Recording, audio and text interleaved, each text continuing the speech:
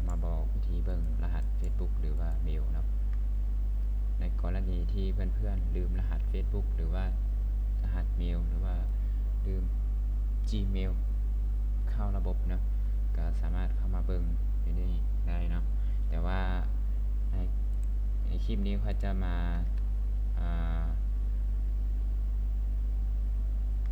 แนะนำผ่านคอมพิวเตอร์เนาะแต่อยู่โทรศัพท์ก็คล้ายๆคือกันไปเบิ่งกันเลยเบิ่งรหัส Facebook อันนี้ค่อยเข้า Facebook อยู่นะมันจะเข้าเวลาเขาเข้ามามันจะขึ้นมาหน้าแบบนี้เนาะหรือว่าเข้านี่ก็ได้หรือว่ามานี่ก็ได้นะให้เพื่อนๆมาหาคำว่ามาหาขีด3ขีดนี่เนาะติ๊กขีด3ขีดนี่เนาะติ๊กเข้าไปเลยแล้วไปการตั้งค่านี่เนาะติ๊กเข้าไปหลังจากนั้นให้เพื่อนๆมานี่เนาะรหัสผ่านนี่เนาะก่อนรหัสผ่านอัตโนมัติรหัสผ่านนี่เนาะเพื่อนติ๊กเข้าไปเลยปึ๊บ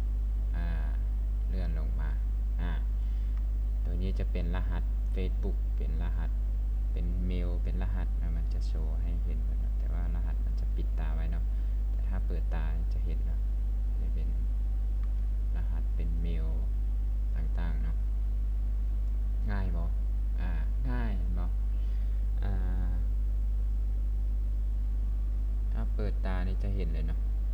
ขออนุญาตเปิดนะเป็นรหัสส่วนตัวนะ